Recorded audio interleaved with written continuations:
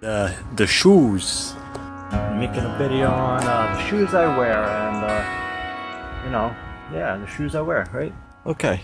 So I like the minimalist approach, and as of right now, the shoes I'm wearing right now, which got about 4,000 miles on them, is the New Balance Rev. Was it Kick XC? So these XC spikes, and you could get these spikeless or with spikes. I didn't really care which ones I get, and they're fine on the road. I train a lot in these. You see, you gotta put a duct tape after 1,000 miles, but still wearing these, still kicking. This is what I'm wearing right now for 160 miles a week or so, and yeah, really minimalist, and it feels good, almost like barefoot. So that's why I just love the shoes when they get like this. Now, earlier last year, I had the Mizunos, and these were great to race in until they fell apart. And once they start falling apart, you really can't race in them anymore. I just wear them for training runs. And I put a little sole in here because the inside just completely gone. Here you go. But yeah, just ripped up. Still good to wear just for training runs. So and that's fine. So I got about 2,000 on these. A little more flimsier shoes, so not too long to last. But if you had duct tape, they always last longer. So yeah, let me take that sole out. Yeah, that's all right. We could get another 1,000 miles. I think I never got to buy new shoes. Now, if you want to know what the 5,000 miles on trail shoes look like, you got the New Balance Zero Drop. This is where I was wearing in Sicily last year, up those mountains. And mountains really hard granite stone really tears your shoes up. And you gotta put a duct tape, and when you put duct tape, they always last longer. These are discontinued because they're so falling apart, and they're actually uncomfortable to wear. Yeah, the sole just kind of ripped completely off, and these are retired, but I like to keep them as a trophy. These shoes went up those mountains, made it to the top of that mountain in Sicily, and in the mountain of life. Can you dig it? That's right. Now, you may think that's crazy, but back in 2012, I've worn a pair of shoes for about 2 years, almost 5,000 miles a year. So do you want to know what 10,000 miles looks like on a pair of shoes? Well, it will bring you right over here. Oh, 10,000 miles and through a forest fire back in Sicily in 2012. That was the year. That was a great year of training.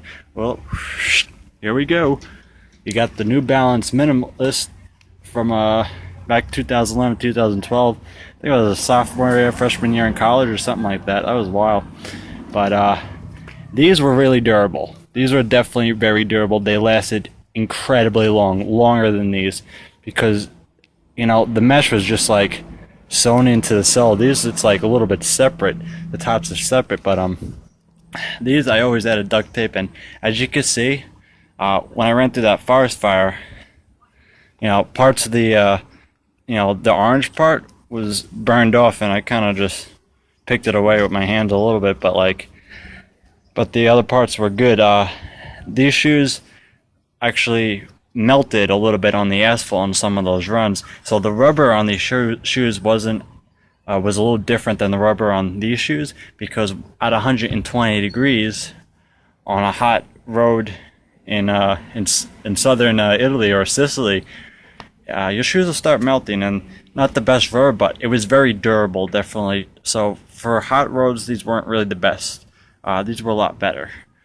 But yeah, so these shoes I worn for 2 years, and I had way more duct tape on them, and the duct tape really just kept from burning through. But as you see, these are totally worn through completely. But nearly 10,000 miles. These were worn from, I think, 2011 to 2013 or something like that. And there's videos and pictures from a long time ago, I guess like right after high school, and I got these, and there's a picture of me on the cliff, and it says I want to inspire people or something like that, or if I die running, at least I'll die free. I'm on top of a cliff, and that's the shoe that I'm wearing. It's hanging off of the cliff, and now 6 a.m. in the morning, I took a picture up there. I climbed the mountain in the middle of the morning. I did a video of that because I wanted to reenact that time in high school, and I was like, I don't know, 13 years old or something, when I first climbed to that cliff through the middle of the night of one of my runs, and I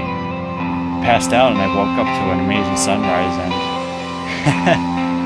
and there it was. But but that picture has these shoes in it. So this is the kind of shoes I wear. Now, all hope is not completely lost. What do I race in?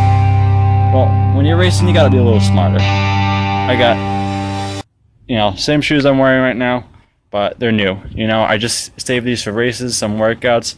You could also get these spikeless. I have another pair exactly like this, but they're blue and they're spikeless. So when you're on a race, you want to have a shoe with good traction, but you want a shoe that's very light, and you want a shoe that's minimalist. So I wear cross-country spikes on the road, spikeless or not, because they're very light. The shoe's very light. And if I could get another pair of these Mizunos or something like that, then that'd be good. So you don't want anything weighing you down on the roads, especially when you're running a marathon. You don't want to carry an extra 10 grams over 26 miles. That's going to add up in fatigue now, isn't it? Right? That's what what's his name who made Nike, Bowerman said. You got to take the weight off. So, any more questions about my shoes? And I do some barefoot running. I have those are the soles of my shoes. So there you go. And yep. So my shoes never stop running, always inspiring. El Coyote Loco.